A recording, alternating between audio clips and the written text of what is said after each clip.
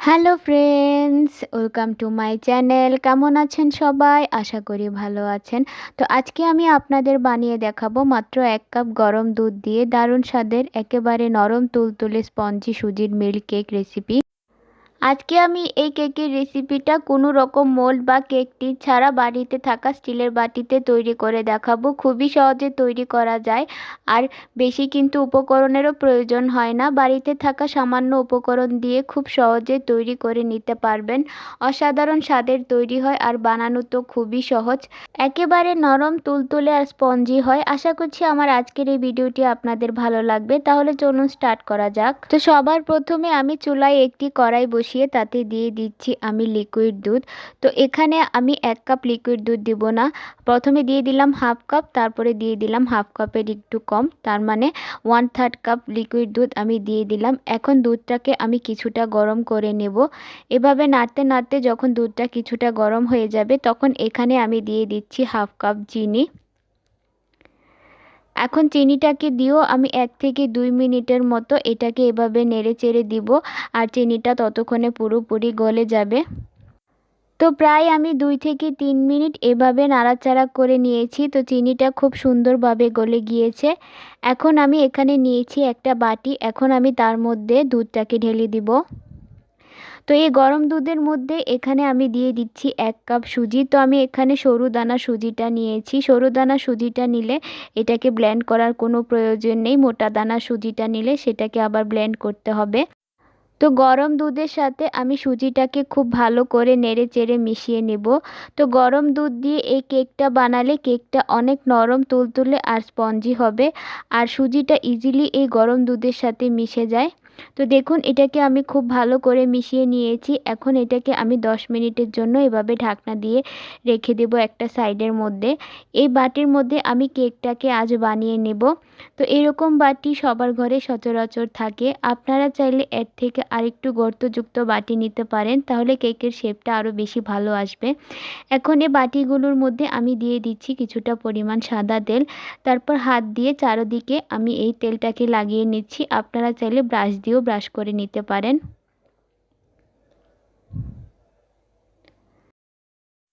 তো তেলটাকে আমি খুব সুন্দর করে বাটির গায়ে লাগিয়ে নিয়েছি। এখন আমি এর উপর ছিটিয়ে দিচ্ছি কিছুটা আটা। তারপর আমি আটাটাকে এভাবে বাটির চারদিকে ছড়িয়ে দিচ্ছি। এতে করে কেকটা নিচে থেকে লেগে যাবে না, খুব সুন্দর করে কেকটা উঠে যাবে। তো আমি এখানে আটাটাকেও খুব সুন্দর করে সেট করে নিয়েছি। এখন বাটিগুলোকে সাইডে রেখে দিলাম। চুলায় একটি কড়াই বসিয়ে কড়াইয়ের মধ্যে আমি দিয়ে দিলাম বালু। এখন এটাকে আমি ভালো করে ছড়িয়ে দিচ্ছি। তারপর এটাকে আমি প্রিহিট করার জন্য রেখে দেব। আপনাদের কাছে বালু না থাকলে আপনারা বালুর পরিবর্তে লবণও দিতে পারেন। এইদিকে সুজি আর দুধটাও সেট হয়ে গিয়েছে। 10 মিনিট পর আমি ঢাকনাটাকে উঠিয়ে নিলাম। দেখুন কি সুন্দরভাবে সুজিটা ফুলে গিয়েছে আর খুব সুন্দরভাবে সেট হয়ে গিয়েছে। এখন আমি এটাকে ভালো করে আবারও কিছুটা নাড়াচাড়া করে মিশিয়ে নিচ্ছি। এখন আমি এর মধ্যে দিয়ে দিচ্ছি 1/4 কাপ সয়াবিন তেল। এখন এটাকে দিয়েও আমি ভালো করে নেড়ে চেড়ে মিশিয়ে নেব সুজিটার সাথে। তো কিছুক্ষণ নাড়াচাড়া করতে করতে দেখবেন এটা খুব সুন্দর করে সুজির সাথে মিশে যাবে। তো দেখুন এটা খুব সুন্দরভাবে সুজির সাথে মিশে গিয়েছে। এখন আমি এর মধ্যে দিয়ে দিচ্ছি সামান্য পরিমাণ লবণ আর দিয়ে দিচ্ছি সামান্য এলাচের গুঁড়া। তো এলাচের গুঁড়াটা দেওয়ার চেষ্টা করবেন, এতে করে ফ্লেভারটা সুন্দর আসে। আপনারা চাইলে এলাচের গুঁড়ার পরিবর্তে এখানে ভ্যানিলা এসেন্সও দিতে পারেন। তারপর এখানে আমি দিয়ে দিলাম 2 চা চামচ আটা। আপনারা চাইলে আটার পরিবর্তে ময়দাও দিতে পারেন। এখন আমি ভালো করে নেড়ে চেড়ে মিশিয়ে নিব।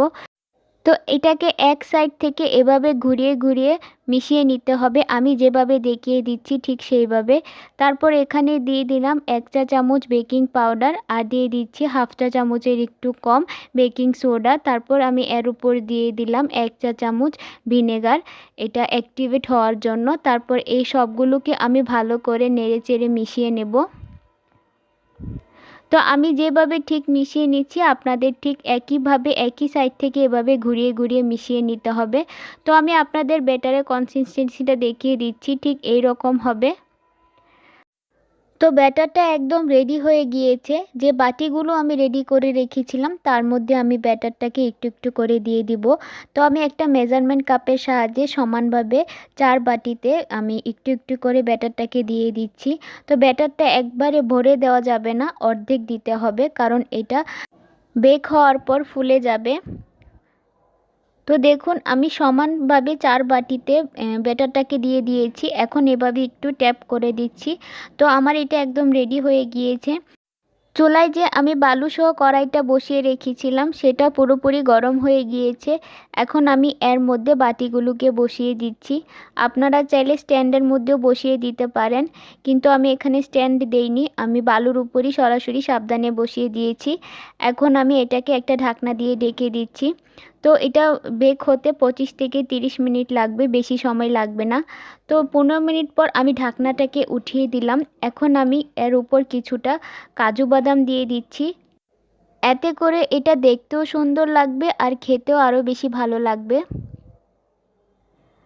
তারপর এর উপর থেকে দিয়ে দিচ্ছি কিছুটা চেরি কুচি। দেখুন এই চেরি কুচিগুলোকে দেওয়াতে আরও কতটা সুন্দর লাগছে।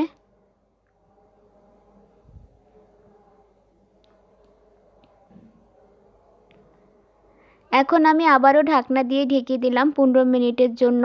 15 মিনিট পর আমি ঢাকনাটাকে উঠিয়ে নিচ্ছি। দেখুন আমার কেকটা কতটা সুন্দরভাবে বেক হয়ে গিয়েছে, কতটা সুন্দর লাগছে দেখতে। ভিতরটা কাঁচা নেই, একদম সুন্দরভাবে কুক হয়ে গিয়েছে। এখন আমি এগুলোকে নামিয়ে নেব, তারপর ঠান্ডা করে নেব। তো পুরোপুরি ঠান্ডা করার পর এগুলোকে বাটি থেকে উঠাতে হবে। গরম অবস্থায় উঠানো যাবে না, তাহলে ভেঙে যাবে। তো এইটা পুরোপুরি ঠান্ডা হয়ে গিয়েছে। একটা ছুরির সাহায্যে আমি সাইডগুলোকে এভাবে আলাদা করে দিচ্ছি। দেখুন কতটা সুন্দর হয়েছে, নিচ থেকে পোড়া লেগে যায়নি, কালারটা কত সুন্দর এসেছে। একইভাবে বাকি সবগুলোকেও আমি এভাবে ছাড়িয়ে নেব। তো আপনারাও বাসায় এইভাবে সহজ পদ্ধতিতে সুজির মিল্ক কেকটি তৈরি করে নিতে পারেন। একদমই সহজ, বাসায় থাকা সামান্য উপকরণ দিয়ে এই রেসিপিটা তৈরি হয়ে যায়। সুজির এই মিল্ক কেকটি বাচ্চাদের দিলে তারা খুবই মজা করে খাবে। দেখুন একে একে সবগুলো কেক আমি বাটি থেকে উঠিয়ে নিয়েছি, কতটা সুন্দর হয়েছে। এখন একটা কেক আমি আপনাদের হাতে নিয়ে দেখাচ্ছি। দেখুন কতটা নরম, তুলতুলে আর সফট হয়েছে। মুখে দেওয়ার সাথে মিলিয়ে যাবে, এতটা নরম তুলতুলে হয়েছে। আর এটাকে আমি আপনাদের ভেঙে দেখাচ্ছি, দেখুন কত সুন্দর করে ভেঙে যাচ্ছে। আপনারা এটা বাসায় একবার তৈরি না করলে বুঝতেই পারবেন না এই কেকটা এতটা নরম তুলতুলে স্পঞ্জি হয়, আর খেতে তো দুর্দান্ত স্বাদের হয়। তো আজকে আমার এই কেকের রেসিপিটি আপনাদের কেমন লেগেছে অবশ্যই আমাকে কমেন্ট বক্সে জানাবেন। ভিডিওটি ভালো লাগলে একটি লাইক দিবেন, আমার চ্যানেলে নতুন হয়ে থাকলে চ্যানেলটি সাবস্ক্রাইব করে আমার পাশে থাকবেন। আজকে এই পর্যন্তই, সবাই ভালো থাকবেন, সুস্থ থাকবেন।